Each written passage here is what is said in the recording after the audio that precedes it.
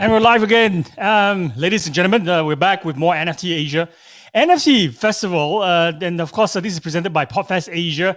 And I'm super happy to have Chad Knight, the director of 3D design in Nike, coming on to this festival and gracing our event. So without further ado, let's introduce him. How are you, my friend? Fine, thanks. How are you? I'm great. I was feeling slightly unwell earlier, so went for 4 hours of full rest. Now I'm Wow. raring to go. So it's great to see you face to face Oh, virtually, and it's great to actually attach a face to a voice because I think I discovered your work on Clubhouse. oh, yes. Yeah. Well, yeah, thanks for having me. I'm excited to be here. And today, our main goal and purpose is to spotlight your work, and of course, to also hear your story.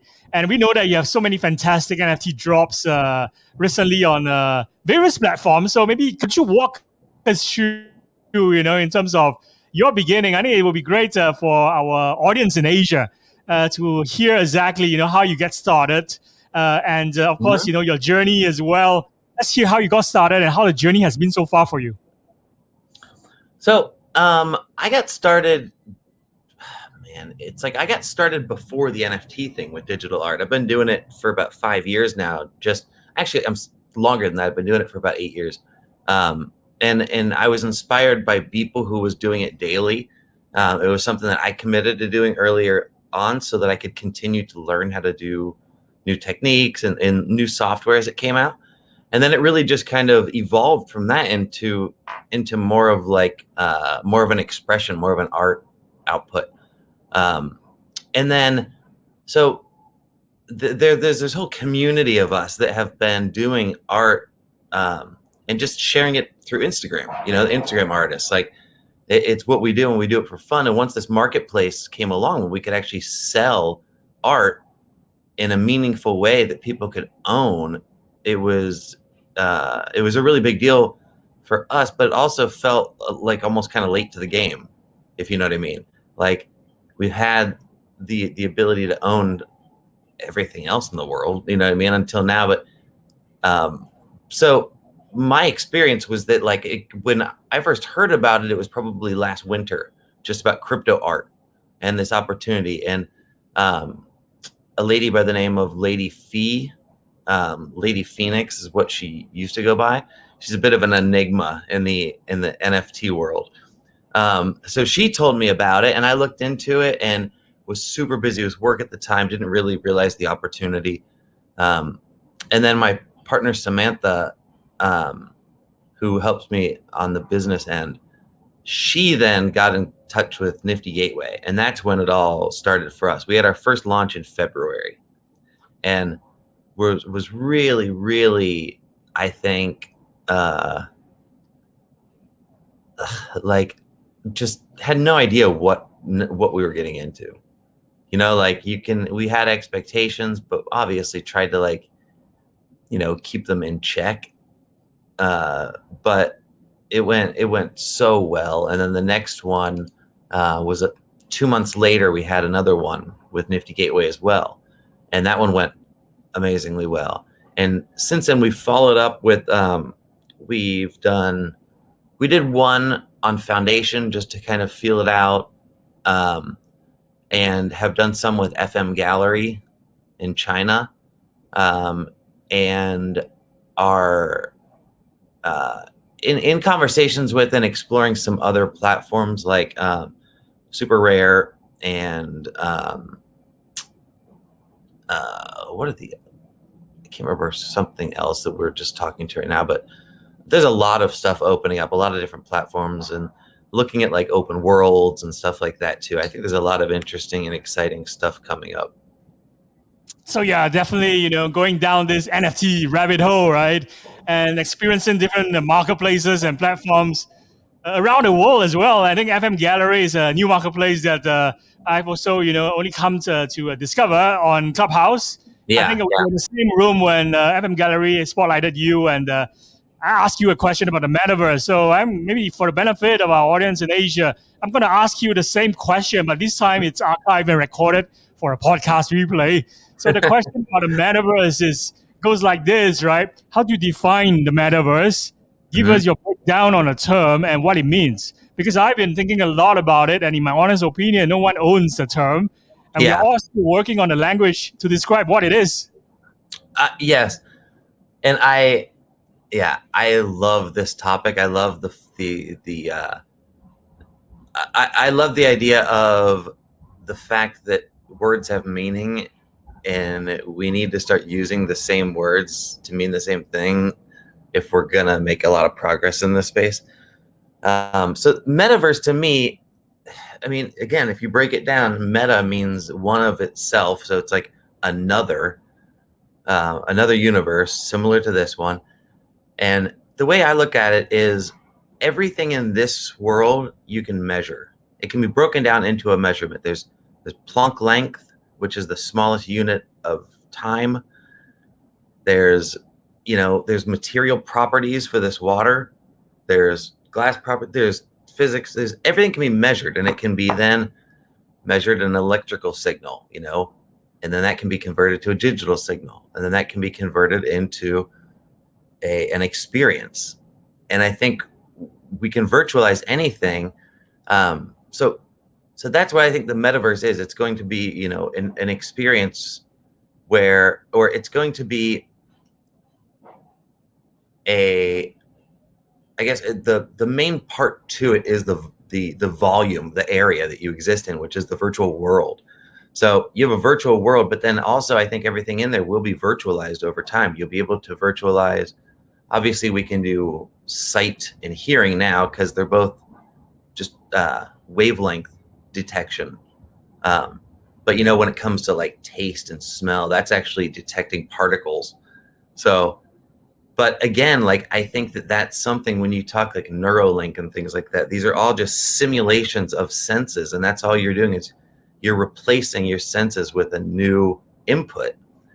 And whether it's VR goggles or headphones, you're changing what the input is. And digital, it enables us to simulate these things in such a real way now that we can replace these senses with stuff that tricks us into believing that we're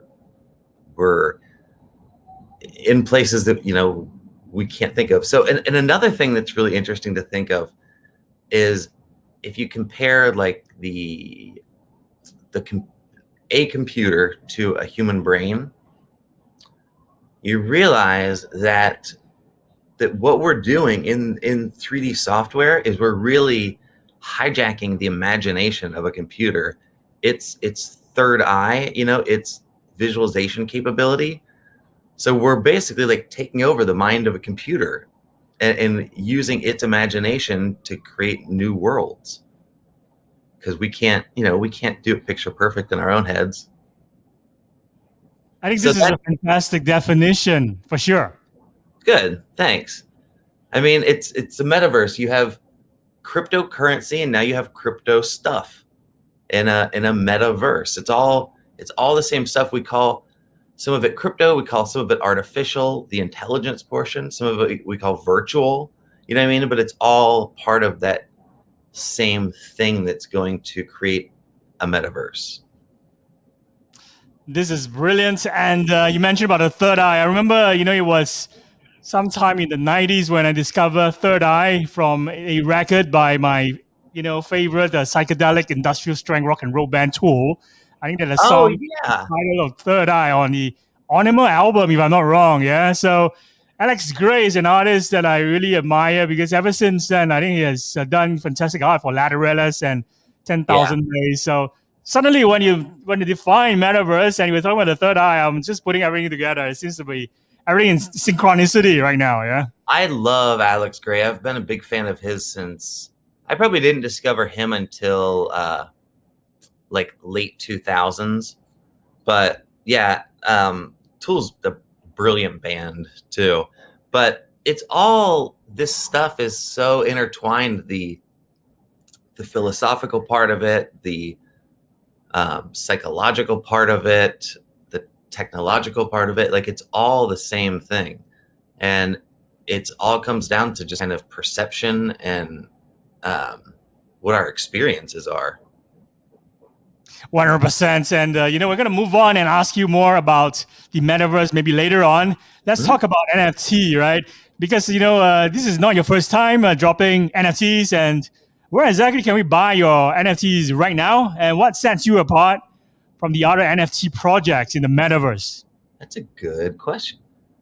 So currently, my art can be found, or my NFTs can be found mostly on Nifty Gateway through the secondary marketplace. I don't have a lot or any floating around out in any other areas. Again, that it's something we're looking into, but so when it comes to differentiating myself, I guess that's part of it. Is I'm just trying to enter the space thoughtfully. Even though I've been around it in it for a long time, I feel like there's a lot of people that, well, not, I don't know. I just feel like there's a lot of opportunity to make mistakes right now that could be detrimental to your career, So I'm just trying to take the approach I do with everything. It's just like, have integrity and do projects that I'm proud of and that I would want to associate myself with.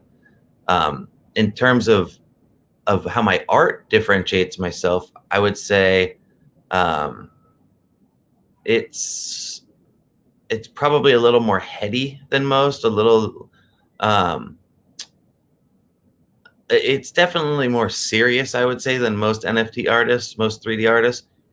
But it is intended to inspire, and it's intended again to represent kind of that third eye and what happens in there and what happens, what are the driving forces around us in this universe that we're not even aware of. So it's exploring and visualizing those types of things. And 3D was the only medium that ever allowed me to storytell in a way like this, where I could really communicate and it didn't look like garbage. It definitely didn't look like garbage. In fact, one common theme I noticed, besides the great art, of course, the creativity, it's the sold out aspect of every one of your collection. So where can people still buy your NFTs? Right now, right now they can buy it through here. If you go to the secondary marketplace on Nifty Gateway. So yeah, if you go in there, then you can. If you scroll through, they definitely need to do a little bit of some adjustments on their user experience, I think, and their UX on here. But upcoming on this Saturday, which is May 15th, Dylan Francis and I are going to have a launch on Nifty Gateway. And so if you go to drops where the lightning bolts are. Oh, yeah, this one's on the right tab. The one with the drop, yeah, okay. And then on the top bar, it'll say on Saturday there. Right. Dylan Francis, Chad Knight. So that's us. We'll be launching that day, and we're going to be launching 6 pieces. I'm actually in a hotel room right now working on these, trying to finish these. And I locked myself away for like 5 days so I could focus on this stuff. So it's like we're in the heart of it right now. So it's going to be super exciting. Like everything. Again, we have 6 pieces, not 5, 6. And each one of them I am really proud of. Like we put a lot of work into these, and it was a really exciting collaboration. So I'm really excited for Saturday. This is super exciting, and Saturday, it makes it a day to look forward to grab some of your work, your digital collectibles. So what is it like as an artist to have your work valued in this way? Oh, it's weird. I mean, especially coming from that Instagram world where we had done it just as a community of people trying to learn and get better and support each other. And, it was just, I mean, kind of looking back, it's like the dorm room experience now, it's like, oh man, it was so fun. We were so young and naive and innocent, but it's super surreal because I've struggled to even think of myself as an artist for a long time. I have um, no formal art training or technical training in 3D. It's all stuff I've just learned. So it's weird for me to be able to refer to myself as an artist. But the more I've thought about it, really, art is just it's someone's translation or of interpretation of something, and it's their embodiment of it and how it comes out. So whatever it is, it's art, whether it's good or bad. So, I mean, the fact that people appreciate it and like it, I think, is really special for me because I feel like I put a lot into it that I want people to get out of it. And I think that a lot of times people do get that from it. And I've got a lot of feedback from people saying just how much some of my arts moved them or helped them through hard times and stuff like that. It's super special to hear, and I mean, beyond like the NFT value, stuff like that, but like the art value is significant just in being accepted and um, kind of accepted as a creative, an artist. But the financial part of it too, like having all this success with being able to sell my art now at a price that isn't like clip art. Now, like, I can afford to buy better computer equipment that can allow me to do better projects, that can allow me to, focus on doing more interesting stuff and focus on pushing the envelope really with what we can do creatively and with this software. And I think that's where the big change is going to happen, is where you're going to see a lot of these people who have been struggling to just make ends meet and doing this art on the side now get to do this full time. There's going to be some real creative powerhouses coming out soon. You just answered my next question, which is what is success or successful for you? So, in a nutshell, based on what you just explained to us, creative victory is the ability to keep publishing or keep creating great I work, think right? so. Again and Yeah. again and again. Yeah. Yeah, I mean, it's kind of like you have then, yeah, the freedom or the liberty to be able to focus on that stuff, which can then hopefully fuel itself. I guess that's the goal. Yeah.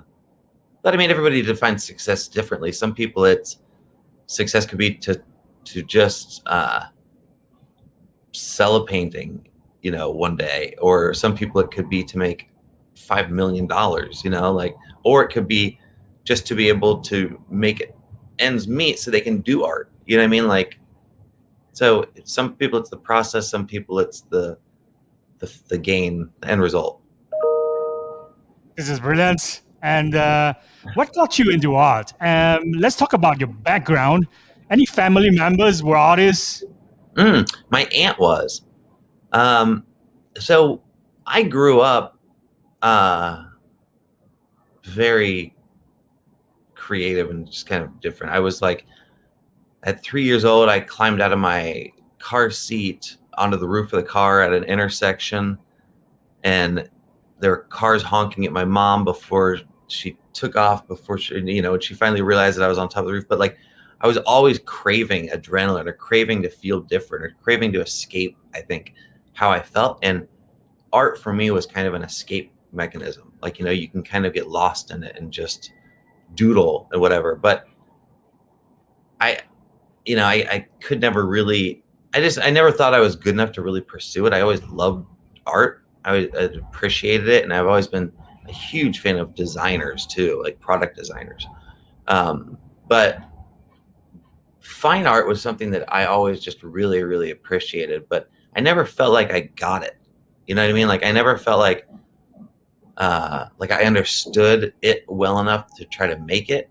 But, now as I started just progressing through the learning techniques and exploring it, and it just kind of naturally evolved. And it's just, I don't know, it's just something, I guess, that I didn't have to push to do, because I think I just have the mind of an artist, which is like just a very, very high level of exposure to unconscious ideas that most people don't have. So it's like there's that fine line between creative and crazy, depending on how well you can control that barrier.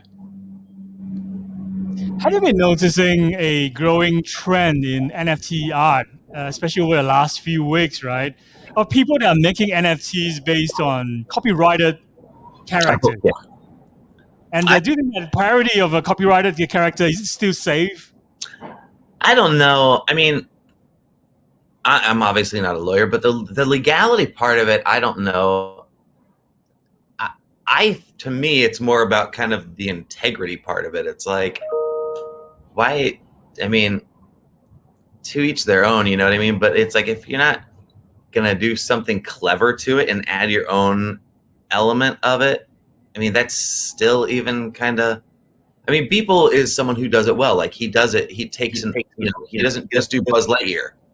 It's not like him just standing there. It's not a character. He incorporates it into his own idea. You know, he uses it as inspiration, not copying it, which I guess is the difference. Yeah, I don't know. I think that that's going to be real sticky stuff, and I've thought about that since the beginning. Like, I was just kind of in shock when I saw some of these things where, like, people would even use the brand's name in it. Like, not only just the image and the logo, but like, so I can't imagine any of these companies are really gonna go back and pursue some of this stuff. But I would imagine moving forward, they're gonna be pretty strict about it. My next question is about marketing aspect. Yeah, what do you think creators are struggling with when it comes to marketing their work? I can tell you, social media is becoming very pay to play. I will post my work on there, and I have over 225,000 followers, and sometimes I'll get like 200 people get visibility to the post. So that's where I'm finding the biggest challenge is, like, learning. Obviously, it's a lot of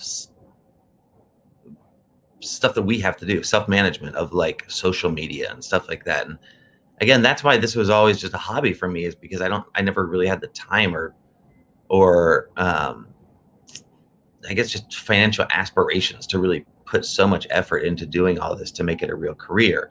But now that I'm realizing that there is this opportunity to do it, that it is a little bit more real than just a fantasy, I am pursuing it a little bit more now. But I don't remember what the original question was at this point. The struggles of the artists when it comes to marketing. Yeah. Yes. But so here's a good example. Dylan Francis and I, for ours, we wanted to do something fun, and Samantha, who I was just referencing, she's brilliant and super funny. So we came up with these things. We flew a airplane over Miami Beach that says Dylan Francis sucks. Like, that was $600. That's not that much money for marketing. We had wheat paste put over LA, Dylan Francis sucks, spray painted over with my name sucks. Just like certain things like that you just kind of have to do. You have to be clever. And memorable, just like Primer sucks. Yeah, it's something that's just stayed in mind even 3 decades later. Yes. God, is that what that? Yeah, Primus sucks. That was the first thing I remember it from. That's right. Okay.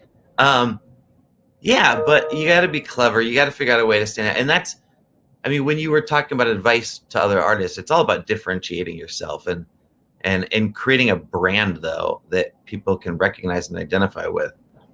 And that's kind of where, I mean, my brand is still very young in that regard, like in terms of putting together like a visual identity and stuff like that.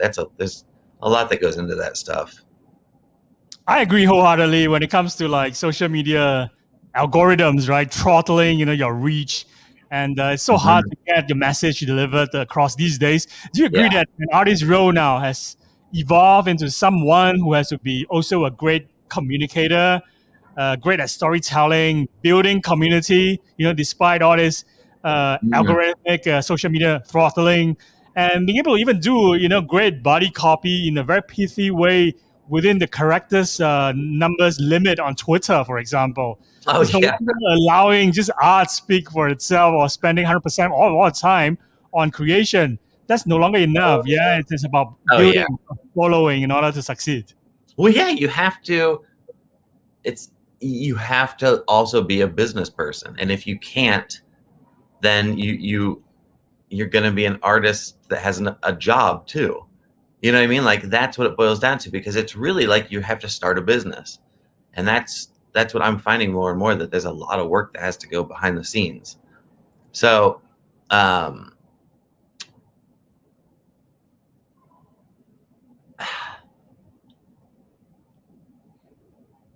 I I don't know. I don't know. I think that, like, so here's a perfect example. For me, it's hard to put a lot of ideas into words and they come out visually. Like, so it is a challenge for us to communicate on all these different platforms and mediums. Um, but like when it comes to collectors, something that I've been getting shit about lately is not engaging with my collectors enough. And I'm like, I didn't even know that was something. I don't even know how. Like there's so much of this still that we're just learning, because we don't know what we don't know. So I think that this space is just very new, and I think that we're all just doing our best. And I think you nailed it on the head when you explain it that an artist also has to think like a businessman, right? Mm-hmm. So this one who is not really an artist, more like a doodler person, like Gary V. I think he just launched his NFTs yesterday, and it was really successful. And his NFT is not just about a digital collectible, but the attachment to real life stuff, that comes along with the NFT. So he was able to actually sell access, and fans who are always clamoring for his time. So if you buy one of his doodles, it comes with either a conference attendance a ticket, or an hour over lunch or dinner with him. I think those are the things that are really valuable in the eyes of fans, right? They are. It's funny though, because you would never buy a painting and get dinner with the person. It's kind of like they're trying to sell like these sweepstakes packages.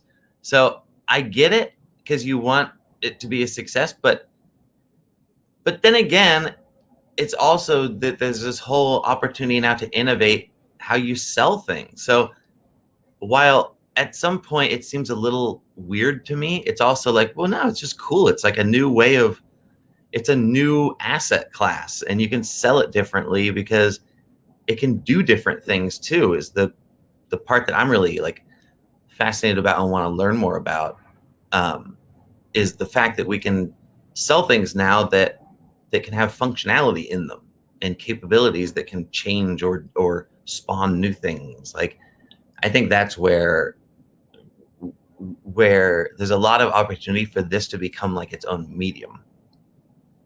100%. And before we let you go, just squeeze in two last questions. Yeah.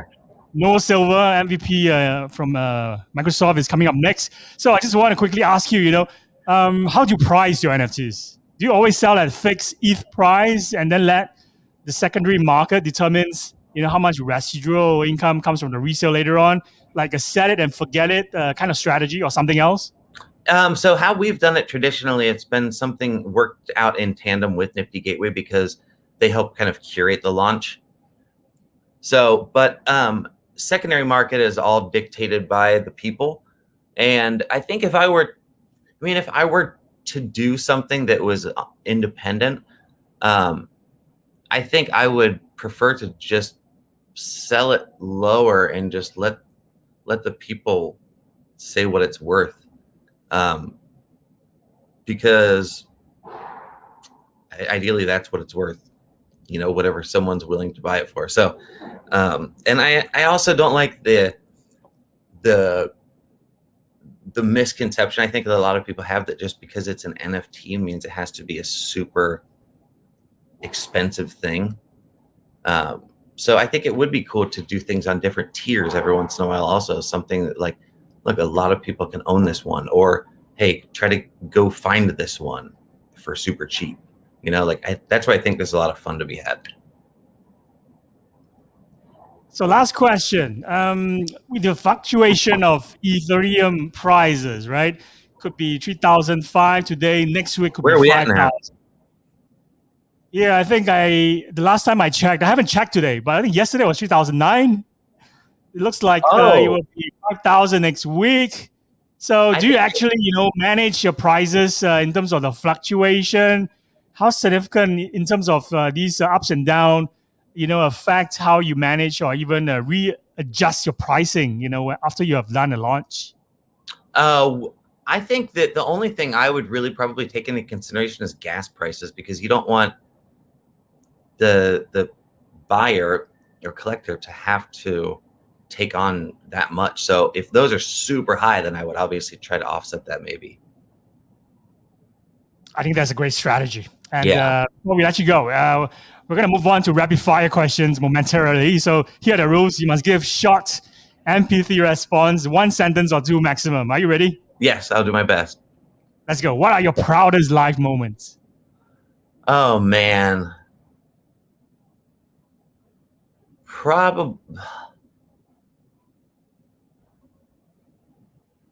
Probably watching my son turn into an adult and becoming a real man. What do you want doing less of in 2021? Talking in meetings. What do you want doing more of in 2021? Action. Your advice for NFT artists? Trust yourself. Any future ambitions or side projects? Yes, I want to create my own metaverse. Wow. How can people reach you? ChadKnightArt@gmail.com or through my Instagram, which is ChadKnight, or @ChadKnight through Twitter. So we can just put that handle or the URL on the screen right below. Twitter.com, Chad Knight. People in Asia, go check him out. You'll love his work. And if you could grab his NFT, you better grab it before it's all gone. Yep, so, this Saturday. And thank you so much. You're one of the OGs in this space, and such an honor and privilege to talk to you. So much. Hope you come back and update us again of your future drops. Yeah, and I really look forward to meeting you in real life, hopefully in the near future. Yeah, so for sure. Yourself. And any last message for our friends who are listening to this podcast on the replay on our AirPods or smart speakers later on? Sorry, say it again. Any last message for our listeners? Oh, no. I mean, well, yeah, just thank you for joining. And hopefully I'll get a chance to come back and speak with you again, because I think that there's a lot of interesting stuff happening very quickly in this space, and it'd be good to catch up on what's coming. If not here, maybe on Clubhouse, yeah? So that's the place where we hang out these days. I'll see you very soon, my friend. Take care. Thank you very much. Have a great day. Yes. Bye. Hi, Noel. How are you? Hi, great. It's been, what, a year since we recorded a podcast on the CMO podcast? Yes, for sure. What a great episode, chat that was super fascinating. I was like, oh my gosh. I went and I had to go check my wallet and see what I had in there. It's always fascinating, speaking to OGs, and you're one of the OGs. Yeah. In a different space, but yeah. Right? And I'm so glad that you're coming back on my podcast again. So tell our friends, tell our audience who are watching this live stream, what you've been up to. I think ever since we did a podcast live taping on the LinkedIn. Oh my gosh, yes. That was, pandemic was just getting started. So a lot of things have happened. So yes, hi everyone. So good to see you. It's such a great audience we have here. I love the crew at PodFest Asia. I love it. It was such a good time last time.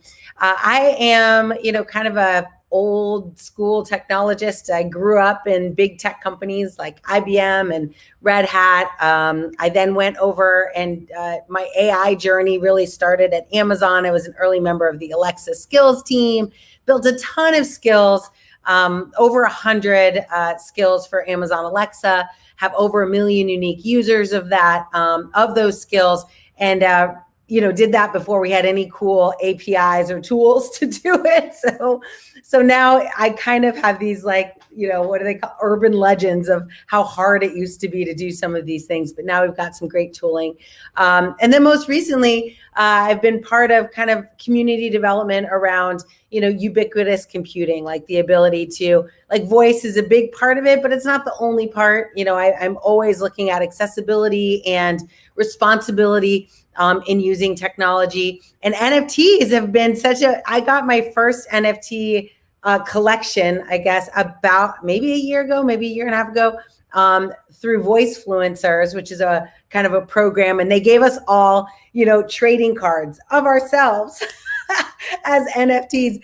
And at the time I was like, well, that's kind of cool. I just stuck it away. And now, who knows? They could actually be worth something. So it's pretty cool. So you're definitely the OGs, not just in voice, in AI, but in NFTs as well. A year and a half ago, I have no idea what NFTs are. I only discovered it this year after the Beeple art sale. Yeah, so yes. Definitely owned one even way before that, a year and a half ago. So thank you so much for starting with your story, and it's always great and lovely to hear how you got started and how the journey has been so far for you. So definitely want to ask you the next hot topic, next hot question about the metaverse.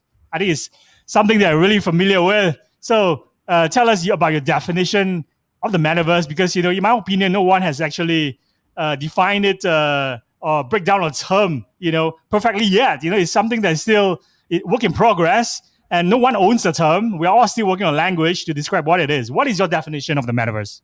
Yes, I love this term because I do like, the concept of meta in general. And I actually like the idea of being able to create my own representation of who I am. And so I've gone through a bunch of weird, horrible challenges in my life, personally, professionally. And there are times when I just wish I could hit a reset button and define myself in a new way. And I feel like, this metaverse gives us a chance to do that to a degree, right? We get to identify. When I found out that I could be a VTuber and that I never had to actually show my face, I could create a 3D rendering of myself, and it wouldn't be necessarily me.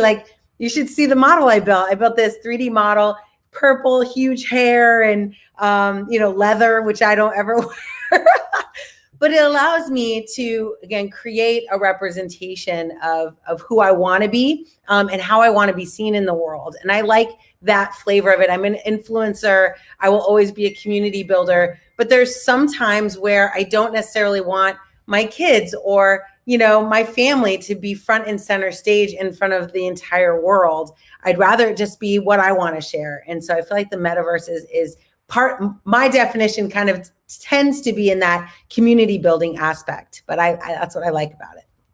I love your breakdown of the term, and we are actually kind of already in the metaverse, right? So it's like the 1D aspect is like WhatsApp or Messenger or even Clubhouse. Yeah. The voice is a big thing. 2D, where we are using a lot of shared productivity tools like Google Docs and Zoom, of course, and even StreamYard, where we're recording this. 2.5D, where it's like games like Fortnite and Roblox. 3D, which is VR, AR galleries with NFT art. So it's a convergence of all this. And this metaverse is really exciting. And and I think, when did it start for you, actually? Well, I think it probably started when I realized that I, as a just good old-fashioned developer, could build experiences outside of just plain old code, right? Where I could actually create multimodality in the experiences that I was creating. So my career started where I was building software, and I was a software engineer. So I was building components as part of an application server that no one ever saw, right? It was very difficult for me to explain to people what I did or how I did it. And there was no front end, so to speak, or I didn't have any part of it. And what I found when I started with Alexa was the introduction of the ability to, I have to mute this device or something might happen. But what I found is that it increased my kind of understanding of who I could access and who could who could engage with the experiences that I was building. And that, as you mentioned, was just the beginning. So as soon as I uncovered voice, it instantly was like, all right, what about mixed reality? Right? Not just one version, but how do I now take natural language and embed it inside of a mixed reality experience? So when I first built my first mixed reality experience, I was using my hands or joysticks to move things around the screen. And then I very quickly went, wait, I actually don't need joysticks. I could just talk. I could just say, move that over there, move the red ball to the red square, right? And that changes everything, right? And it didn't change that much in terms of workload, right? And now, of course, I'm in this world where I think about, and I may have mentioned it to you before, but this concept of like a time capsule. And today people are working on this, but I had uncovered at a very early stage of my time in artificial intelligence, how cool it would be if I could take all of the written content of like my grandparents and they had a lot of communication in letters during the world wars. They spent lots of time apart where they had to write to each other. So I have all of this written content, and many of us, have families that have lots of written content. We have lots of pictures. What does it look like now to be able to take that content and create a 3D rendering of these people that are no longer with us, right? That could tell us what it was like to be a parent in 1930 and could tell us what it was like to grow up in 1918. And, like how awesome it is for us to be able to take that content, that work, and evolve it. But more importantly, we are creating content, as you know, every single day, right? So I create videos and blogs and all of this content every day that my kids will eventually be able to create a meta version of myself in the future based on all the things that I've said. They'll be able to look at every question I've ever answered and be able to ask me those questions in real time in a VR environment. And I see that day coming, right? Where we don't necessarily, people's lives don't get lost as soon as they, pass on, that there's some level of legacy that can be handed on in technology. And I'm really hopeful for that because I see so much that I wish I could have asked, talked to, and communicated to people, that are no longer here. And I think this is brilliant because in a way we are going to become meta-humans, right? Yeah. And this metaverse where this collective virtual shared space that is created by all these convergence of virtually enhanced physical reality and physically persistent virtual space that is like a sum of all these virtual worlds, AR and the internet. So what do you think is missing a lot right now from the ecosystem? What do you want to see built next? So I would probably say the biggest thing that's missing, and I saw this at Alexa, was really ingenuity. Right? That the technology is there. The technology exists. The APIs are there. The shared services are there. There's tons of AI machine learning models out there today that people can leverage, but there's not many developers that can visualize and ideate on what that future could look like. So as a result, you look at Amazon Alexa, there's so much capability in that little device of integrating systems together, using your voice to talk to multiple systems at the same time, well beyond the classic virtual assistant. But as developers and as companies, we're not like, philosophically there yet, right? We're not building the experiences to meet the expectations of the future. And I'm always accused of being like a 3 generations ahead of people when I talk. And this is probably a good example, but I feel like the technology is ready to meet us where we are, and we need to be more innovative in our thinking about what experiences could we build. I don't think it's nearly as hard as we might expect it to be because of the advances that have been made and because of the commoditization that's occurred, right? Amazon, Microsoft, Google, IBM have all taken these APIs and made them available to us as developers. You just need to learn to code. And I say that like it's easy, but it's definitely doable. Like you can learn to code and build an experience without being an expert, right? Without having to do that. And the other thing is the evolution, I call it the no-code nexus, right? This evolution of no-code, low-code solutions. So now you don't actually need to know how to code to be able to build an example of what you want the world to be able to access. And now enter the world of Clubhouse. You're able to demonstrate it, show it, talk about it in an online platform like that, and VCs can find you. How hard was it even 5 years ago for a VC to find my idea? And now, because of this technology, our circles are just combining in ways that I never thought would be possible. You just described to us, like voice AI and all these experiences that are missing and can be built, right? So artists and creators, they would definitely love to know from you and learn from you. What are some of the favorite software that you use to create all these experiences, from maybe professional tools to amateur tools? Could you share, with our tribe, what helps bring your imagination to life? Absolutely. So many tools. So I'll start with the first one that comes to mind, which is the first tool I used other than a software engineering tool like Java development, which was Unity. And I have my old, like if you go to GitHub, my first projects were in Unity. So my GitHub name is Unity Girl. All my Alexa skills are up there. One of the reasons I liked that was because of their community, and their community of developers, the OGs, as you would say, right, are so helpful. And I learn by doing. And so getting into an environment where you can learn by doing, I think is critical, whether it's Unity, whether it's, any Unreal, it's up to you. It doesn't really matter, because it's the people that will help you learn. But other tools that I use like every single day are ways to get all of my ideas on paper. So I use this very simple free tool called Workflowy. And it's amazing because I can draft an entire book. I can create an entire list of things that I want to organize. And more importantly, the things that I feel when I talk all the time. As you know, I'm on podcasts and blogs and all these things all the time. I'm constantly sharing. But in the world of NFTs, your content right now can be something that is made into a commodity. It can now be something that is productized. So now you want to be a lot more intentional about what you choose to share and how you choose to share it. So I live my life as kind of a digital marketer. I think of my world in terms of like a framework or a process. And so if you are building content, building art, think of it in kind of a framework, if you will, right? Where you have like a little piece of what you do and who you are and what you build that's kind of a teaser to people that you share everyone openly with the whole world. And then you graduate that to a more elaborate version of it, right? And again, I use like Workflowy or diagrams, like Draw.io or different tools like this to just give myself a visual. But it's like, we call it a value ladder, right?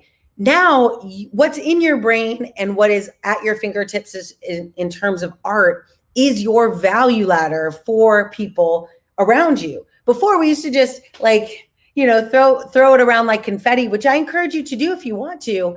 But there is value in what you have in your brain and in what you have at your fingertips as an artist. And so now you can create this concept of this value ladder where you start with something small that you give to everyone. You're like, this is just a taste of who I am. Come see more. And then kind of like what your previous guest said, right? Like then you go in and you look at all of the artwork that they have, but you have to have a way to draw people in. And that can't be something like, hey, come see my $500 million, piece of art, right? Like have an aspect of yourself that you're willing to share for free, that you're willing to teach for free, to draw people to you, to your brand, and then have a collection, and usually a tiered collection of products that or art or content that people can engage with. And don't be afraid to charge for it, because what's in your head is uniquely yours. I have a brand called Uniquely Noel, because there's things that happen to me that no one can, like, it hasn't happened to anyone. There's art you will create, there's content that you will build that no one else can build. And there's a value to that, and people are willing to pay it. And honestly, in the world of NFTs and online, you could have cents, like literally less than $1 associated with something, and it could become a massive opportunity for you, right? Because of the sheer size and growth of the NFT marketplace. So something to think about, but really look at your life and look at your work and think about, how can I create that value ladder so that I can more easily draw people to my brand and then elevate them as a customer of the content that I'm creating? in your words, and of course, in the words of my previous guest, Chad Knight, director of 3D design at Nike, create your own metaverse, right? Yes, exactly. Speaking of all these great software and technology that you just recommended us as well, so what do you think of NFTs when you first heard about them? Yeah, well, I probably think what a lot of people think now, which is like, what are these things? It seems kind of silly, especially when the first one I got was like my own trading card. And I was like, this is a little goofy, I think. I don't know. It seemed weird. But not only did I get one trading card NFT for myself that I didn't open, no one will ever see, but I also got 50 to give away. And in giving them away, it was kind of, again, one of those things where I had to be like, it was not a humble act, right? I'm like, here's my trading card. But it was kind of cool because now people who didn't know, right, a year later are like, oh my gosh, that's kind of cool that you gave me an NFT before they were, the thing. So yeah, when I first uncovered them, I didn't really understand. But now, especially as a content creator, especially as someone who's constantly sharing messages, quotes, that's my art. My art is what I say, my words, my experiences. And now that I can bucket them into like my podcast episodes, right, can become NFTs, can be captured and can be preserved in a way that is protected. I mean, that's kind of cool. I don't know that I'm not in a position now where I feel, well, I don't need to sell any of my content, but I like the idea that it's protected and that if somebody decided to say the thing that I said, I have a stamp on me saying it and it being, because it's so funny how that works, right? Where people learn from you and then within a few months, they learn from you so well that it becomes part of them. And then they say it as if they thought of it all by themselves. And this gives us a little bit of a track record of like, well, I mean, actually, I taught you that. And I kind of like it. I kind of like that idea. But I also so the one NFT that I created this year was for my birthday. My son drew a electronic piece of art in like Procreate or some artistic tool. I'm not an artist in that way. But it was a unicorn, super like adorable, loved it. I posted it on Twitter and LinkedIn. I was like, oh my gosh. And then someone like jokingly was like, you should NFT that. And I was like, I should. And so I totally did. So that was my first one. And again, it ended up being kind of this lead magnet towards learning more about NFTs, what they are, how to use them for content creators, not necessarily because artists, it's a little easier because artists sign their work anyway. But back in the day with radios, or we used to have like call signs, right? When you were on a radio station, you'd be like, this is Noelle signing off. But we don't really do that in podcasts or in, LinkedIn lives. So this gives you the ability to kind of stamp your stuff with your name and say, this is what I do. And I think that's really cool and useful. It is definitely very cool. This proof of ownership, this shared capitalism model as well, right? Yes. So they're so invested in your success, especially if they receive a reward from you. And I absolutely love your idea of giving away 50 of your NFTs, either minting your episodes as NFTs and just freely give it away to your audience. And just help them build an NFT wallet. Yes, exactly. This is amazing. And are there any NFT artists or even NFT podcasters that you're following or that you've discovered recently, either, online, offline, or on Clubhouse, for example? Yes. So I was actually just a keynote in an art and NFT festival. I actually tagged him in your LinkedIn post, Rob Richardson. And I love the idea. Right now, of course, there's lots of different areas of art, but specifically, especially today in this day and age and what's happened over the last year or so around racial injustice, creating a space for Black and brown artists and then elevating them to understand the impact that NFTs can have on their business and on their artwork and creating a mechanism for them in a pandemic to share and create scarcity around the art that they're creating. I think we're still at the beginning, but focusing on a demographic, focusing on a specific type of art, right? Impressionism or whatever it is. I think that's very engaging to me. And so Rob came to me, and of course I was the big tech kind of voice in that, where is technology going? But I really liked the idea that he was creating this platform one, to help Black and brown artists protect their work, but also create a marketplace for them to sell and promote their work. And there were some artists in there that were just doing incredible things. I mean, not all of us, as a matter of fact, almost none of us are going to sell a $59 million or $64 million piece of, NFT art. However, though, I don't know if you know this article, it's called 1,000 True Fans. All of us can generate 1,000 true fans. Every one of us can find, based on what we care about and what we are sharing with the world, we can find 1,000 true fans who are willing to invest $100 with us in a year. $100. That's $100,000. That is enough for you to live. Like, you can be okay on $100,000.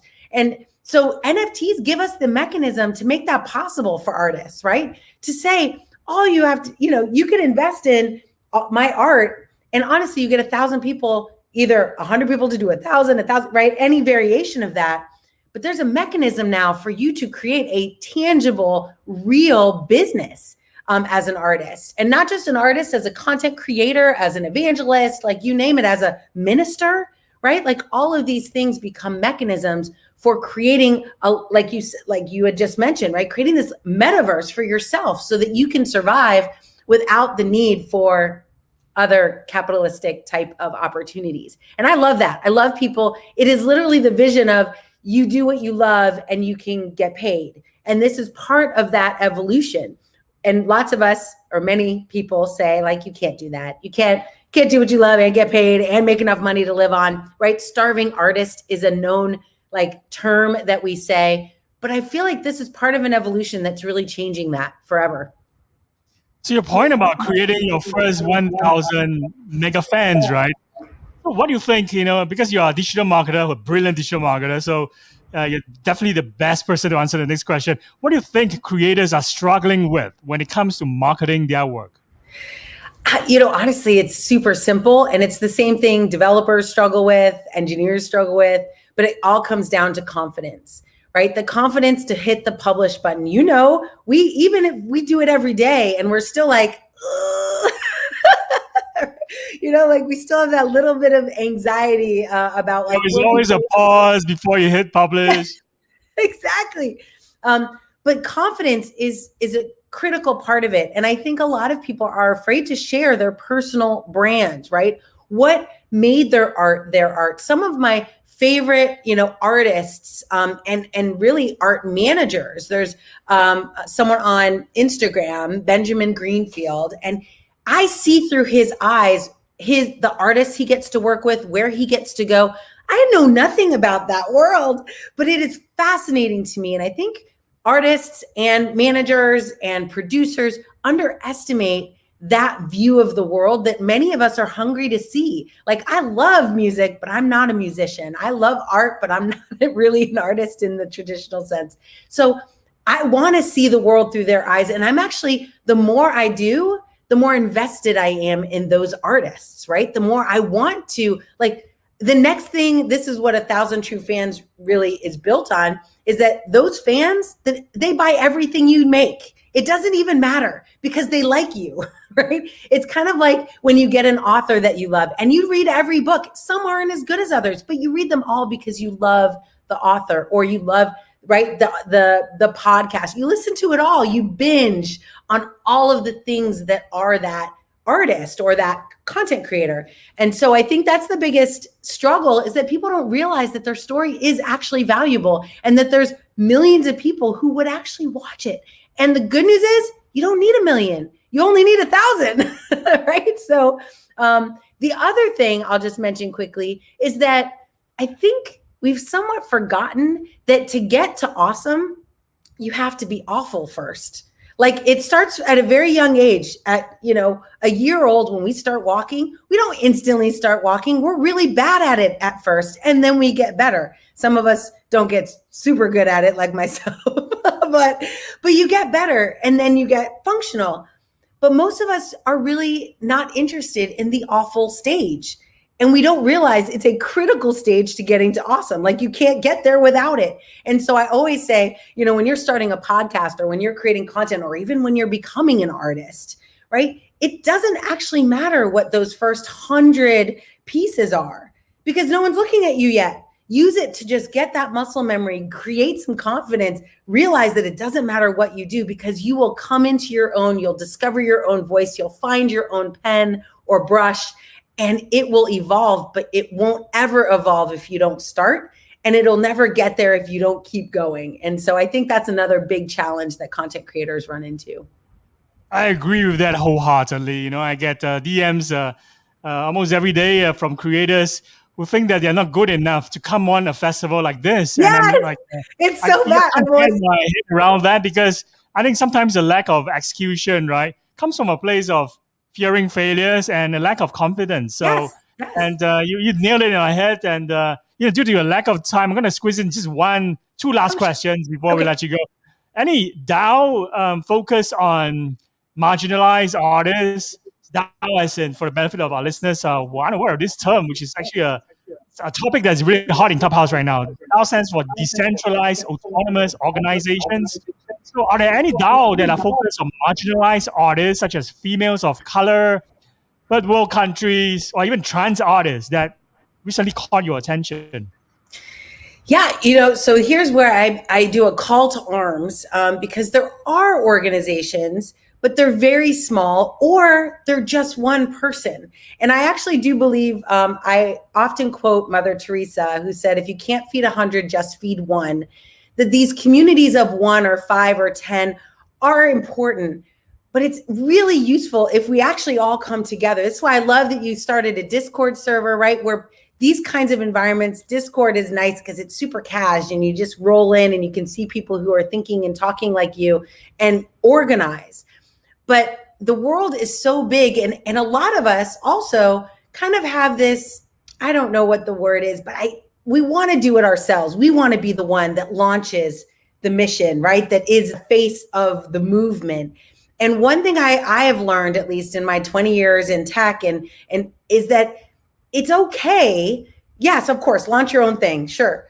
But try to maybe find a bunch of launchers, right? And create a mastermind where you all can be like, the top of the top. Because I do think that that's one of the things that holds us back from really elevating messages and elevating communities, is that we get caught in this idea that I have to be the one to create this small community. And then there's like 17 others of those, and none of them are over 100 people, but they all are really good. And if we just came together, we could raise our voices even louder. I always say the rising tide, it lifts all boats, not just the yachts, right? And so we have to think about, how do we raise up all of these smaller communities? And so you, I, other people that are part of larger communities, one of the things I do is I look for these small voices. Twitter is awesome because people will say things on Twitter thinking no one's listening. and then it'll go viral and they're like, oh my gosh. And that's part of what I try to do, is elevate those that I see. And so following people, online, following artists, managers, and finding art that you like and elevating them, right? Like, just do a post, share it, like it, tell your friends about it. It is more so now than ever a word of mouth community. NFTs just give us a stamp, but it's still you telling your friend that, oh my gosh, look at this female artist. Oh my gosh, look at this Black or brown artist. That actually carries way more weight than any brand building any individual artist can do. And so that's my mission, is to find these artists. So that's probably the best thing, is like, follow me, because I'm always like, if I find somebody, I always try to elevate them and give props and let you know where to find them. But I still think it's pretty new. So, if you're a community builder, now's your chance, especially in the world of NFTs, to really create a community. I've seen communities grow like within a few months to massive size, just because there's a vacuum in that space. And so I really think that might be something worth looking into for some of your listeners. This is fantastic. I think artists collecting each other's art. Yeah. Supporting each other's causes. Yeah. Musicians checking out each other's gigs. Podcasters listening to each other's shows, or even guests participating in their shows, right? Yes. There is no competition. There's only silent partners. That's right. Exactly. And that's, I think, the beauty, right, is that there's no scarcity. It's part of the confidence challenge, is this idea that there's only so much, and that I have to get my slice of a pie that is finite. And the biggest thing that you can understand about the world, especially a world where we are creating a metaverse and a metaverse of metaverses, right, is that there is infinite supply. There's Noelle, there's an infinite number of apps that I could put on my phone. And yeah, I might gravitate to some more than others on a daily basis. But if I saw a new app today, I would download it if I wanted it. Like there's no like, oh, I can't, I like enough things, right? I always am constantly evolving who I am as a person, and your customers are the exact same way. They will uncover you, find you, and eventually you will become the thing. They're like, I want everything this person has. I want all the art that they've done. I want to create the mug and the t-shirt and the hoodie, right? And it's really just us as the artist, as the content creator, really being like open and understanding that the more we give, the more we get. And that the more we, help our fellow artists, the more people will be drawn to us. And I've seen that in my career. I've watched artists do the same thing. And like you said, there's just no scarcity. There's no reason why I wouldn't support everyone who does exactly what I do or similar to what I do, because that's where communities are born. 100%. The world is definitely, infinitely abundant when it comes to opportunities. Yes. And I would even say resources. Let's move on to rapid fire questions momentarily. Here are the rules. You must give short and pithy response, 1 sentence or 2 maximum. Are you ready? Okay. Let's go. What are your proudest life moments? I have 4. I have 4 children. They are my proudest, my proudest life moments. What do you want doing less of in 2021? In 2021, I want to do less sitting.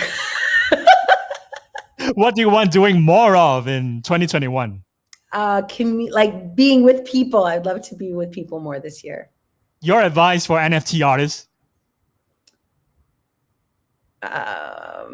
Share yourself, build your brand, be willing to tell your story. Any future ambitions or side projects?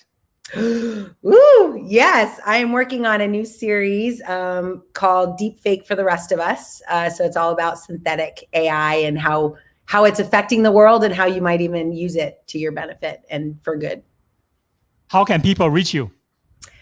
The best place to go to see me is on LinkedIn. That is where this is live. I saw it earlier. It's super awesome. So if you're on LinkedIn, just go ahead and connect with me, Noelle Silver. And you can also find me at noelle.ai. That's my website and blog. So you can follow all my shenanigans there. It's always brilliant, having a great conversation like this with you. I always take away so much. So thank you once again for agreeing to do this with me for the second time. And yes! the 3rd time and the 4th time in the very near future. So I'm looking forward to that. In the meantime, take care of yourself, take care of everyone over there. Yes. And I'll see you very, very soon, my friend. Thank you so much for having me. Bye. Bye. Cheers. Noelle Silver, go check her out and connect with her on LinkedIn. So without further delay, let's welcome our next guest. Jaroslav, are you there? Hello. Sorry to keep you waiting. My bad. Early on, I actually felt a little bit unwell. I think I was streaming since this morning. So went for a very super long rest and missed a few guests in the process. So my schedule is upside down right now. So my sincere apologies for that. No worries. Yeah, I actually, if for people that watch my shows, there's always one thing that goes wrong, some technical problem or some scheduling problem, something like that. So I'm super happy with the first problem being in the beginning and not being big, because I say, okay, I checked and we're fine. Yeah, I think this is just a proof that this is absolutely live, so screwed up to be expected. And of course, thank you everyone's patience and your patience as well for hanging out in the backstage while we wait, for you to come on. So it's great that I finally have this FaceTime with you, albeit visually. Maybe could you give us a 3-minute, pitch about who you are, where you're from, what are you currently busy with, and about your journey of how you started and where did it bring you to right now in this day and age? Yeah, absolutely. So my background is actually data science and analytics. I've sort of retired on that, and then just taking some time back. And then I discovered NFTs. metaverses, and I was totally hooked. It was like February, March, and I bought some properties there, and I started building a platform for various artists, content creators, and what have you in the space. And it's basically become more than a full-time job, and I'm just doing that. So I have a couple of galleries, podcasting studio in the metaverse, and I'm doing like at least 5 shows every week, with like exhibitions, 2 different podcasts with other people as well, and it's a super exciting journey. I'm talking every day with about like dozen different artists, so it's just absolutely crazy, but I absolutely love it. So I think I read your bio, and you mentioned before that you are also building a social metaverse platform for artists, collectors, NFT enthusiasts, curators, and content creators. Tell us Yeah. more about that. And is Art and Coffee the name of this project? Yeah, absolutely. So actually, a big part of the concept is already explained by the name. Those are like it's dualistic concept. It's art and coffee. Art, it's basically symbolizes exhibitions, artists, different podcasters in the space, and musicians, because we don't sometimes we forget that like we have or some people just see artists as okay, I understand visual or I understand audio. So there are both these parts and many more. So that's the art part. I try to give artists space where they can highlight their work, where they can meet other artists, and just give them the space to shine. And there's also cafe part of the concept, which is what would you do, or what do you do in cafe? You meet with people, friends, colleagues. You can have business meetings there. You can just chill out there with a beverage or what have you. So it's a safe place for everyone, and that's the second part of the concept. So I'm not just looking to create a platform or space for artists, but for everyone, because everyone can benefit from having a meeting in nice place. So we got used to using Zoom and tools like that, where we can see ourselves and we can see the other person. But what about enhancing it and doing the meeting in an art gallery? So you can have a business meeting in a place where you can just talk to the other person, see them, hear them, and everything. But at the same time, you can see the art that's changing every week. So you have different artists, different collections there, and you can maybe talk about that as well. So if you finish your meeting and what do you like about this art? And I don't like this one much, but I like this one. So have some conversation, or meet other people there. So you can maybe even meet the artist there, or some other artist that will be talking about something else. So that's the idea, because how I see the metaverse is just like some people are saying it's like fake land or fake something or virtual. Yeah, it's virtual, but it's absolutely not fake. It's a real place, and how I see it is, if you like superhero characters and for example Doctor Strange, so the metaverse is basically this mirror dimension, where it's just another dimension. It's another dimension of the real world, where we discovered it and we can develop on it. I love these. Even the title alone already grabs my attention. Art and Coffee, because I remember, in fact, all my great or the best projects I've been involved with always starts from a coffee session with a potential business partner or project partner or a co-artist, right? Someone who are basically aligned, in terms of the things that they do in their realm as well, and we're all bringing different things to the table over coffee, and it all started with action in a cafe, right? So tell us, when we press this enter cafe button, right, what are we looking at right here?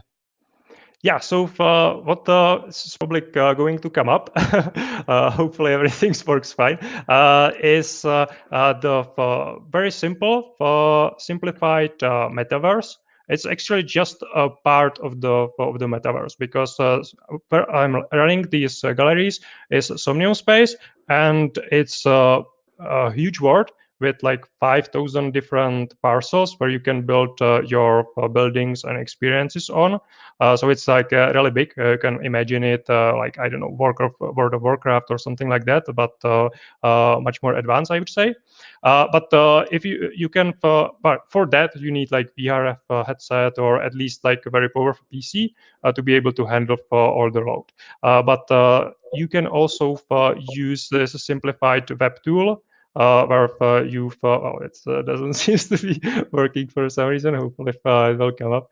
Yeah, so it's just simplified web client that you can run on your mobile in different like Android or Mac, whatever. It works everywhere. And you are able to enter the gallery and use the video and spatial sound to just talk to people that are there. It's persistent, so you meet with all other people that are in the space at the moment. So yeah, that's basically the idea. It's simplified and very accessible. You can there are different metaverses like CryptoVoxels or Decentraland or something like that. So works similar as that. So we're now in this metaverse, right? And we're able to even look at art and admire them in a different form, right? So, in terms of these spaces that you're holding, that you're creating via art and coffee, right? What's the biggest difference between hanging out in the virtual world like this, interacting with art and, interacting with different users as well, compared to maybe an experience on, say, a Discord server, for example? Yeah, so there will be probably different things for different people. But for example, one thing that I've noticed is that even if you are using the generic avatars there, then if you will, or I actually look at the avatar of the other person that I'm talking to, even if it's just generic and everyone has the same one. So there's this feeling of space where we are just like, as human beings, it's natural for us to be in some sort of physical space. And if we are just looking at the screen of the Discord or Zoom meeting, then yeah, there's not this feeling of being with the other person. We know, okay, we are sitting here and they are sitting in their room, and it's just different. But if you are in the gallery with other people, then yeah, we are still in our own rooms. But somehow, at least for me, the brain just puts me into my avatar that's there, and put the other person into the avatar at the other side. So it's just the sort of natural feeling of being in the space, being able to look around. So when I'm doing the exhibition with the artist, we are able to walk piece by piece, and he talks about maybe some story that he had or she had when making the art or so on. So the main part is this feeling of being there with the other person. It's much closer of connection. So you mentioned that you have to have the right equipment, right, to really have a very immersive experience. So, we all know that all these, headsets, for example, they get extremely hot and you get really dizzy very, very fast. So, are we there yet when it comes to, the comfort level, or in terms of the immersive experience that can be, you can be felt without having to feel like your eyes are really sore, or you're like in a very bad place, like physically you feel also very exhausted when you're in these worlds after 5 minutes. So what are some of your hacks around that? Do you have any like great tips to share when you're in this virtual world? Yeah, so like I would say that technologically we are probably already there in sense of immersion. If you have enough money to pay for the equipment, yeah, there's some like motion sickness that different people have on different level, but. I think that currently what I'm doing and why I'm using mostly these web sessions is for the accessibility and also for artists. So even if there's this like really immersive experience, you can go stages. So you can still have like your main exhibitions or interviews. You can have them in the web, where you have your own avatar. You can use third person view or first person view, and just be in this simplified space where it's more like video game. But still you get the sense of being there with the other people. Then if, you can go with the full-featured client for which you need stronger equipment, but still have like this third-person view, or it's still more like a game, but being there again with the other people, much better graphic and so on. I'm actually using this for podcasting. So I have my studio in the metaverse, and I'm streaming from there. So I have my own avatar there, sitting in the bench, maybe talking to the other guy that has the avatar there as well. We have a big screen, and we are putting it there. But there's a background. Actually, on our first podcast, we had even like a thunderstorm. So it was pretty cool. Like people couldn't hear anything; it just they hear the thunderstorm. It wasn't long, but it was a cool experience. So that's the one. And then for some experiences like discos, I know the guy that's actually today every Wednesday is doing live concerts in Somnium Space. His name is Jambi. Is a great guy. He's doing it for months, like very long time. And really the OGs of the space are coming there and partying with the VR headsets, and he's singing, and they have different avatars and so on. So I think at the end, we will be in that last stage, and we will be doing probably everything in that like virtual or AR or VR. But right now, there's the sense of doing it in stages for different use cases.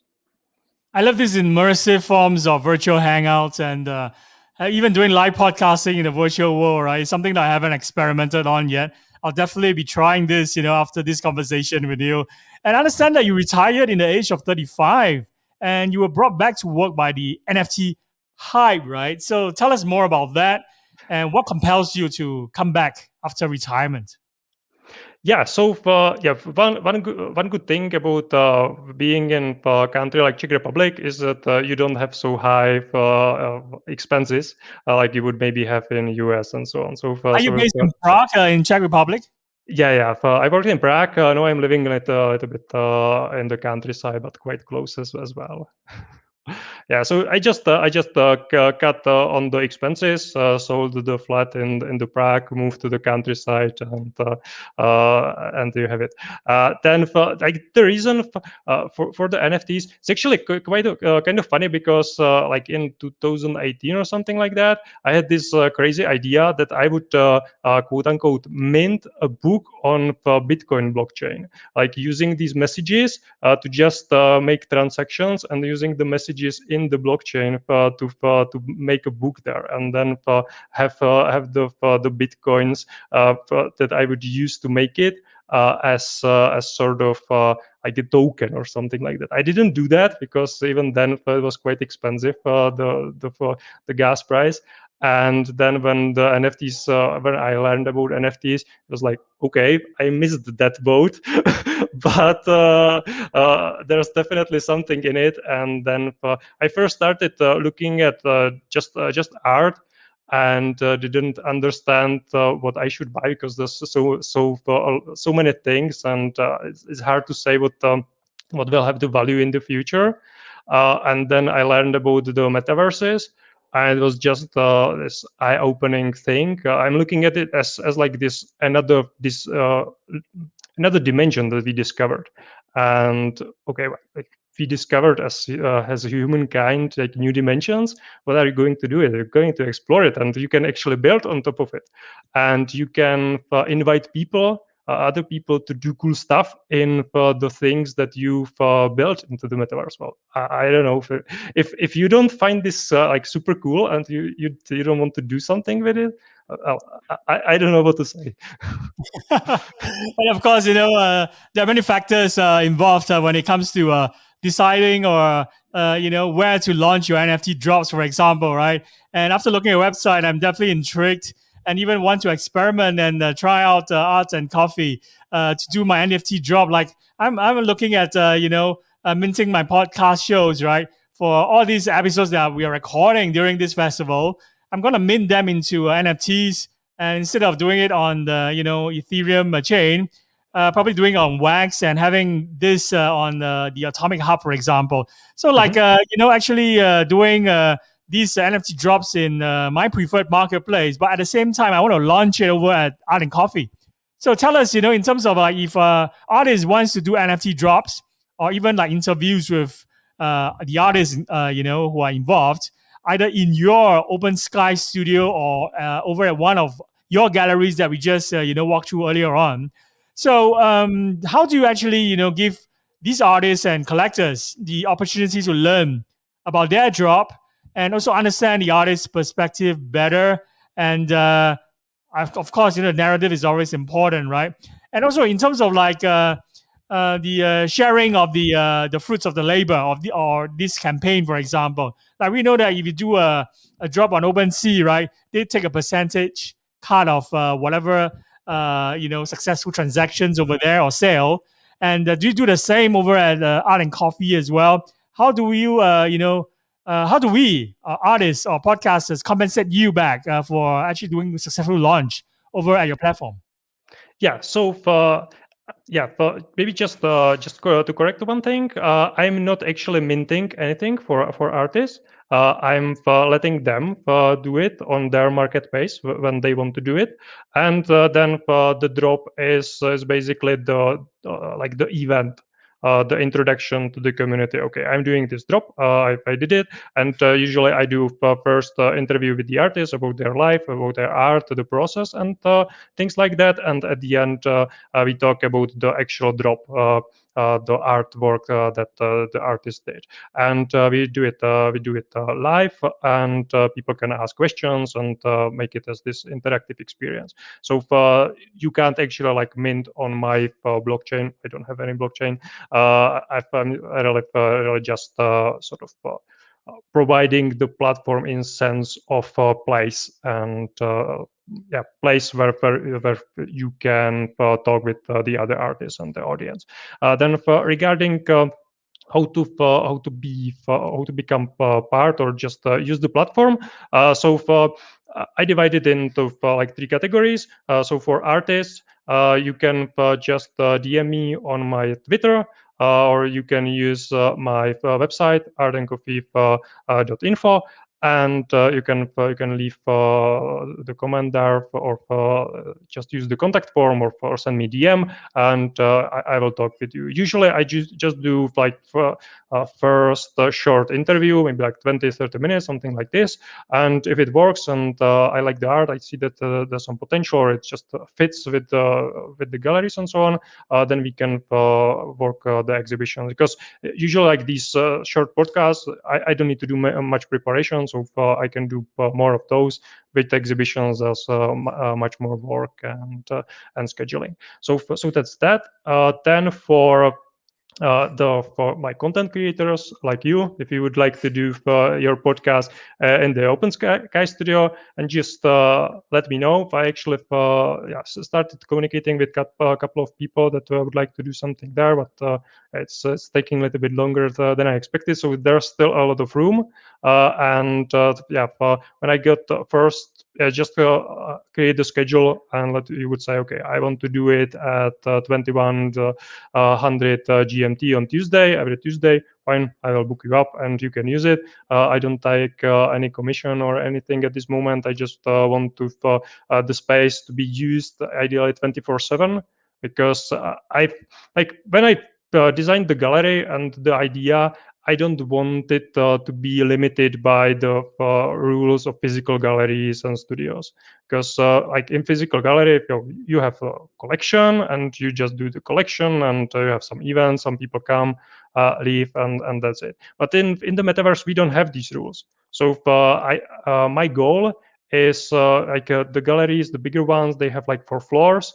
I want every floor to have a curator that would make their own events and everything, and use it. So for maybe like at least every week, different event. It could be even shared space. Then between that, there could be different groups. There could be a clubhouse meeting groups where you can actually use the actual stage and put like additional visual layer on top of audio clubhouse. You can still use community features and everything, but you can do it in the metaverse as well.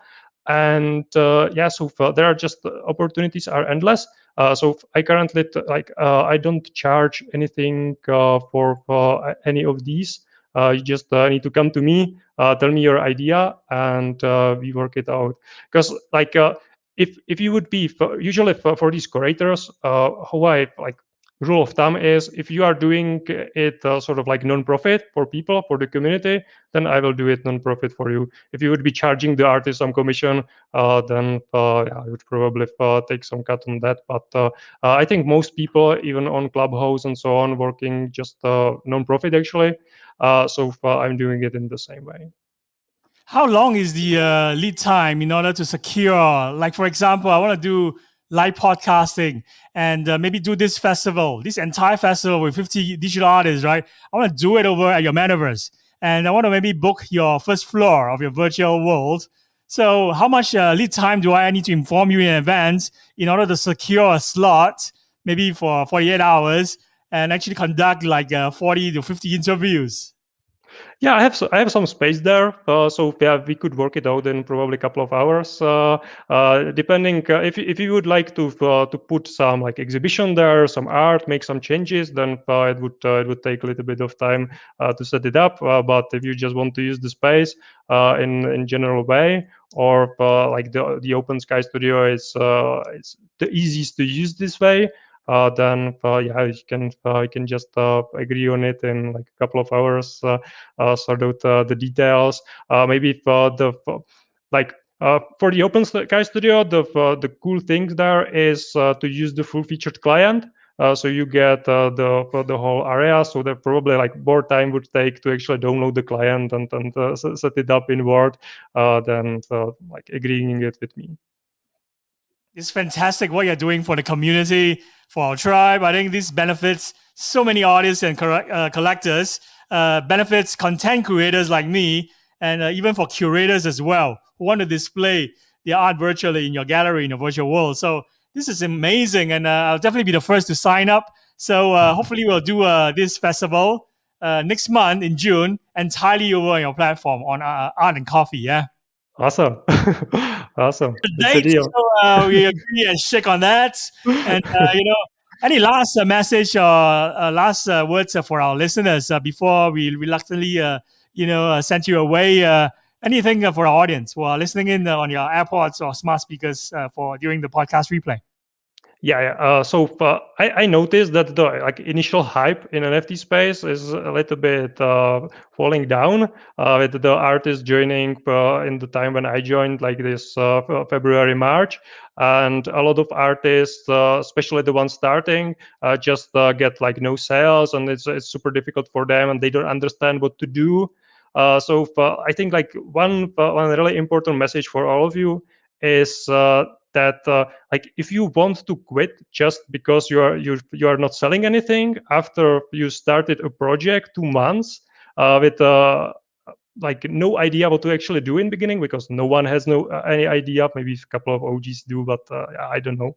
It's just new space. Like it's expected after 2 months that you don't have any sales. It just works like that in any endeavor. It takes more time than that. So maybe it's not for you. It's okay. But if you just want to quit because you haven't sold anything, it's just stupid. Don't do that. In a nutshell, don't be obsessed with the numbers or the transaction numbers, right? Because not to forget why we are in this trade in the first place. It's because we don't like math, yeah? So I think you have nailed it on the head for everyone else. And I look forward to collaborations with you, doing this festival over on your platform. And next month is going to be an exciting month. So it's already a date that we have set for ourselves. I look forward to jamming with you and hanging out with you over at Art and Coffee. Amazing. Thank you for the opportunity. Have a nice day. Bye. Bye-bye. So that's Jaroslav Holy. Do check out his website. It's an incredible website. I'm pointing the right way. Yeah. artcoffee.info. You can actually experience the metaverse once you hit this URL on your browser, and you get to experience all these virtual galleries and cafes that he's creating, the Sky Studios as well, for creators, for curators, for artists and collectors. So do contact him, hit him up on Twitter as well, and run your own festival over there, which is something that we're going to do next month in June. So without further ado, let's welcome my last guest. I think her name is Athena. Athena, are you there? Hi. Hello. Can you hear me? Yeah. Can you imagine that? I could hear you loud and clear. And Hey. Aiden Hughes just commented. Yeah. I know. Yeah. I think miss him. I think maybe that's a message for you, perhaps. I don't know. I just sent out the links everybody could watch, and he was saying he was having a hard time commenting. So I don't know. You know, I hope he can comment now. So. John as well. John says hi. How I wish you could just come on, jump in with us, and just jam, right? This is great. With artists and musicians, we all share the same common interest in music. We all do. Yeah, we love the artists behind all the great album artwork. Aiden Hughes, I think. Oh my gosh, my favorite, one of my favorites. Oh my gosh, I can't believe he's even on here. Like seriously, like, oh wow, he is beyond talent. I mean, what can I say? I mean, one of the best. He's a genius, and one of the people that I've managed, to meet online. You are another one, and yes, John, I remember. Obviously, the next one as well. So I'm saying hi to you right now. I think some of them are watching on YouTube as well. So, saying hi to them, maybe give us, let you talk for the next 10 minutes. Tell us what you've been up to ever since we recorded a live podcast together. I think a year ago. That's a year. Pandemic. It was such a great conversation. I still remember the episode vividly and the conversation that we covered. So tell us what you've been up to ever since. Oh my goodness, a year, right? A lot has happened. A lot has happened in a year. So much. Just with my dance page. I mean, wow. The amazing artists that I've been able to collaborate with in the past year. Wow. Everywhere and everybody from my first with DJ Phase Newell and Wandering Stars to recently I've just been in a video with the Insect Machine, Ayatoya. I mean, goodness, I could go on and on. Spank the Nun, Blue Ant, who I'm sporting their shirt right now, White Cauldron, Outlaw Devils. I mean, I've been in a number of videos. I'm very, wow. Unbelievable, Wayne. Unbelievable. And a few movies. Wow. Yeah. Going to, so many places ever since we recorded the podcast together. And I've been watching you and observing some of the projects we're involved in. Every project that you put out is always better than the previous ones. It seems like it, huh? For you. And I'm really excited on how you have progressed and taken your art and your creation to the next level. A year ago, we were talking about Dancing in the Dark, right? Yes, now a different form, and it's also called by a different name. Tell us, how's that project going for you so far, and what is the new name for this project? Well, the new name I had to actually get changed because Facebook decided to delete my whole account. And they took a couple pages away. So they took my dance page away. So I had to rebuild it. And I changed the name to Shadow Dance. I've been trying to rebuild my members. I'm up to about almost 450 members. Thank you. It takes some time to rebuild, obviously. But now it's called Shadow Dance. You can find it on Facebook. That's mainly where I'm at right now. I need to venture off into all the other platforms, so they're out there now. So, but yes, you can find me at it's called Shadow Dance. Simple as that. So that's the page where you'll find most of my videos, and on YouTube. I have a YouTube. That's the Dancing in the Dark still. So. And before we play some of your videos, right? I think it's definitely important to understand, the background story of your creation.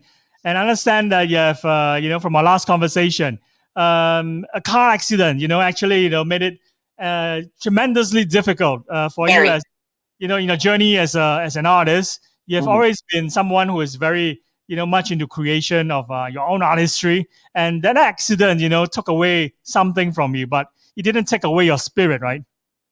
Oh, it took a lot. Yeah, 3 years ago, coming in July, it's been 3 years now, 2018, my family, me and my 3 kids were rear-ended. We were in a car accident.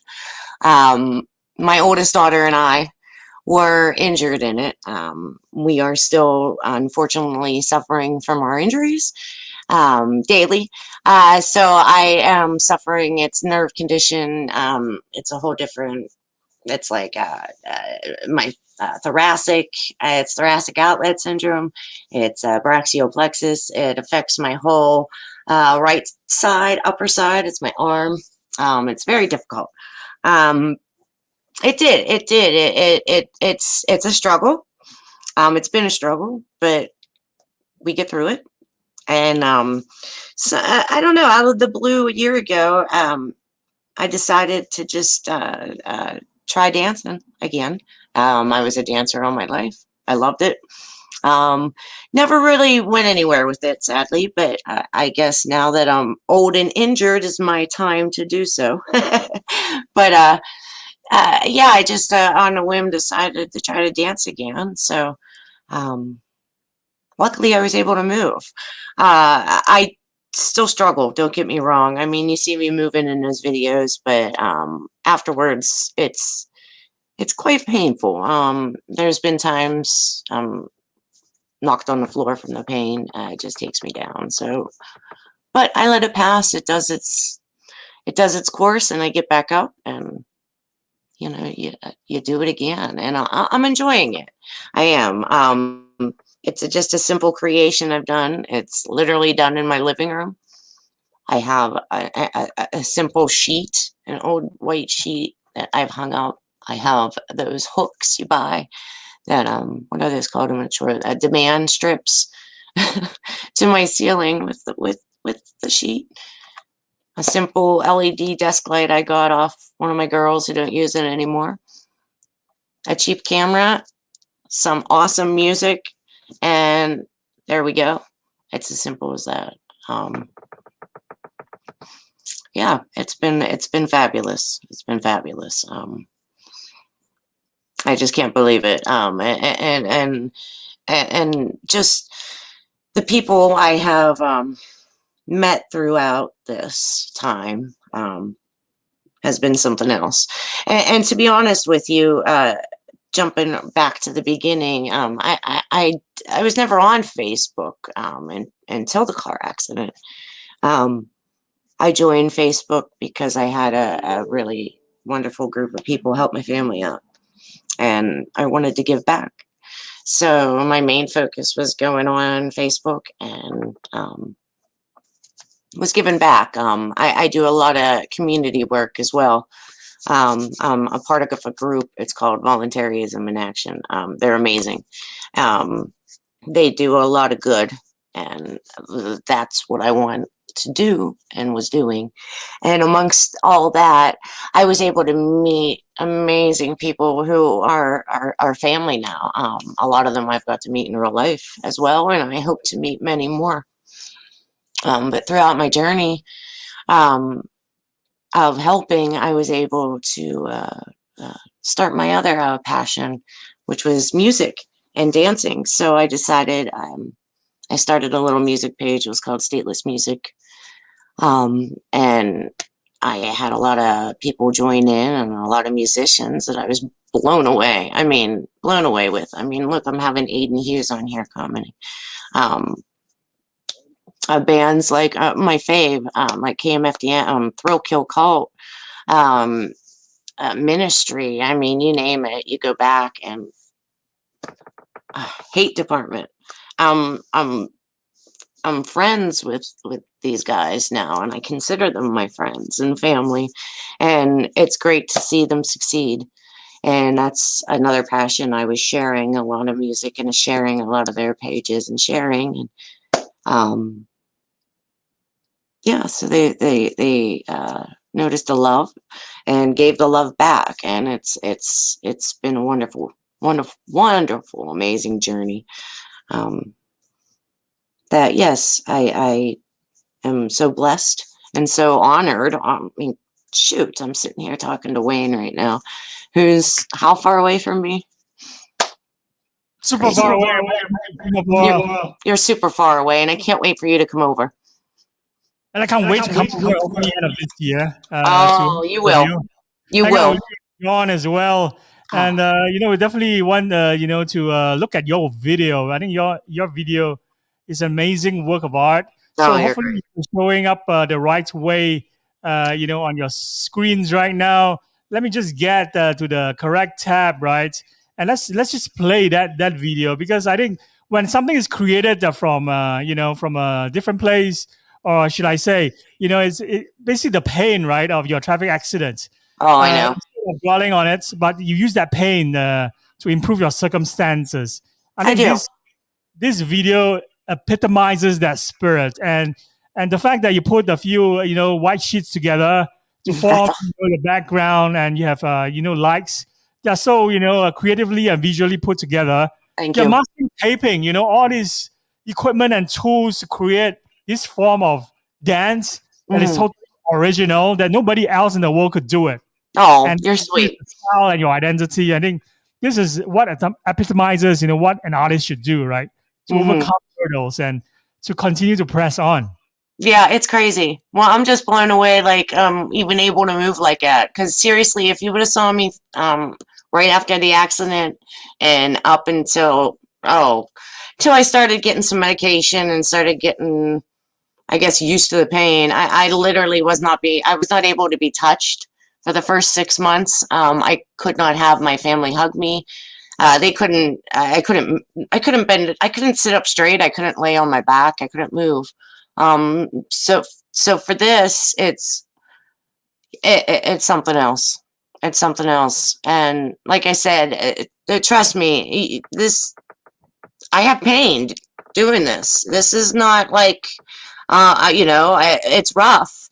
And you'll notice, I'll give you a little thing. Sometimes you'll see me grab onto my shoulder in my dances, and that's not a move. That's me going, whoa, my shoulder's hurting. So, but I make it into a move. I want to continue it because I'm having a good time. I'm enjoying this. I'm enjoying the music. Oh my goodness. Boy, am I ever. And yeah, literally right now what you see is it's the lights you're seeing is a tiny little generic battery operated. You either have them straight solid lights or flashing lights. I have them on. That's a sheet just hung up. I have a black sheet over to the side covering some more light, and back behind that sheet on one of my kitchen table chairs sits a LED light. And sometimes in the background, you'll notice there'll be different coloring. Like sometimes in the videos, you'll see red or whatever. And literally all I use to change the colors, tissue paper. I take tissue paper and put it over the LED light, and there's my coloring. So this is amazing. It's so inspirational. It's not about having limited equipment, or even budget. I know that you could be creative and work out of your box, and then put something like this together, and that shows that you're a woman, of someone who doesn't lack confidence, despite the pain that you feel. I try. Despite this accident taking away so much, in terms of how you're able to move and be able to actually dance, right? Every movement, I think, comes from a place where we could feel that they all come from that part where we appreciate it so much more. It means so much more every time when you move in that video. So when I watch it and I hear your narrative as well, it makes me appreciate you and appreciate your artistry, 10 times. 100 times more. You're wonderful. You're wonderful. You are. This is just great. It's amazing. I mean, my smile, it's crazy. I'm just blown away. Imagine what you could actually achieve or accomplish if you have better equipment. Oh my gosh. Production crew, and better medical, I think, facilities or treatment that allows you to improve your current condition, right? So, because this is an NFT festival, we're going to talk about technology as well. And the fact that NFT technology has enabled artists like you to actually, make a decent, if not even better living by actually minting your work, even your videos, right? Could be minted into an NFT right now. So this is something that you're exploring next. I should. I noticed you saying that, and honestly, that's the first time, of hearing of it, to be honest. And I am. I want to explore further. I'm stuck with Facebook just because that's where I feel like my fam's at. So it's just that you gotta just do it and break through. That's like, seriously, I just gotta just do it, and I will. Have you been paying attention during this festival? And like the guest that came on, I think Chad Knight, this 3D designer who works at Nike, right, is now doing really, really well by just putting out his, his visual art, his digital art in the NFT space, and they all get snapped up, within minutes. And because of his ability to be a great community builder, which I think you absolutely are, you'll be a dream for anyone who wants to build community. I think that's your biggest strength. Yeah. Yeah, I know. It's interesting, and I really think I might. You know what I mean? I'm just not sure which way I want to take it, or how I want to take it. I'm definitely ready. Whoever wants to come along for the ride, let's do it. Obviously, these musicians love what I was doing as well, and saw what I was doing, and wanted me to do, and joined. And so there has to be other people who want to come along. So let's do it. I need music. That's all I need is music to dance with. So I see a lot of your collaborations with music artists, and those that work really, really well. And of course, as an artist, right, you want to be multi-niche, right? You want to maybe apply some of your work with other collaborators out there, musicians, of course, those are our tribe. And of course, the visual artists as well, the people who might, even turn some of your art into a portrait. Where you can mint into a digital collectible. So I could see this as even like a collector's card, something that will be the form of like a video that actually glitters, or it moves, or it's animated, and you can actually collect this in your public wallet, right? It's something that you can show off and say that I'm a supporter of the Athena Leisure Club, or his organizational or causes like VIA, for example. Exactly. That's one way to show off your support, using NFT. Yeah, no, that would be incredible. I'd love to see my dancing turned into art in another way. Oh my gosh, that would be. I can picture it now. I can, and I would love any of these artists that are on here now. Please reach out to me. The best way to do so, like I said, is on Facebook. Just PM me. Unfortunately, my name's not Athena Fleeger on there. I had to mix it around a bit because of Facebook and the whole algorithms and the whole blah blah blah stuff.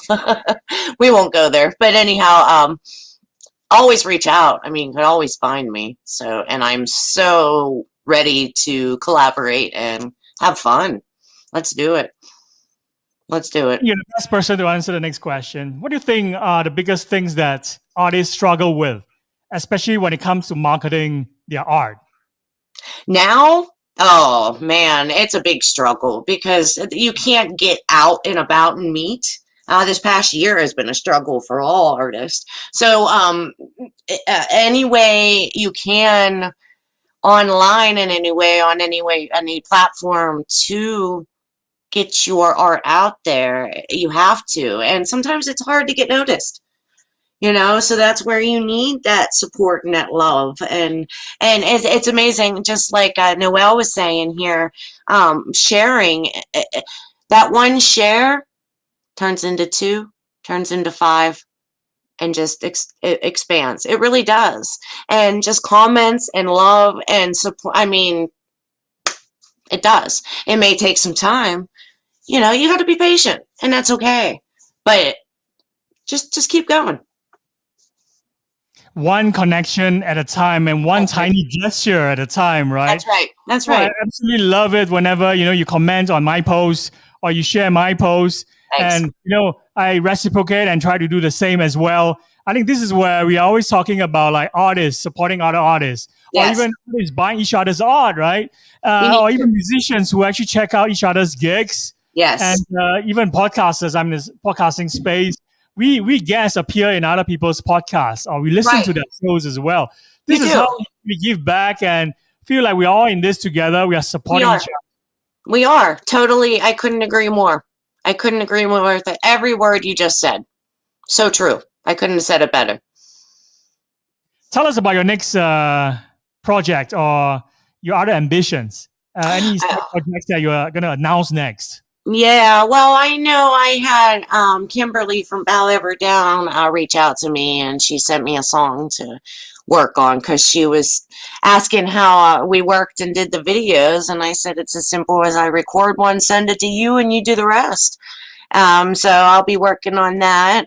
I'm hoping more musicians reach out. I'm just going to continue doing pretty much what I do on my dance page. Is I just pick an artist, dance to them, share their Bandcamp, share their page, share my page, and that's about all I do. So that's what I'll be doing with the dancing part.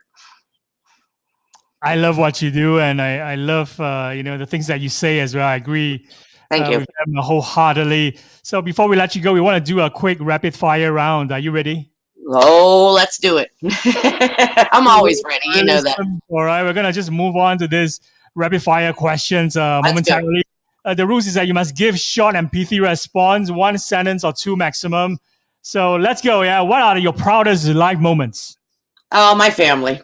My family. I have 3 beautiful kids and a beautiful husband. What is success or successful for you? Success or successful? Being a good mom.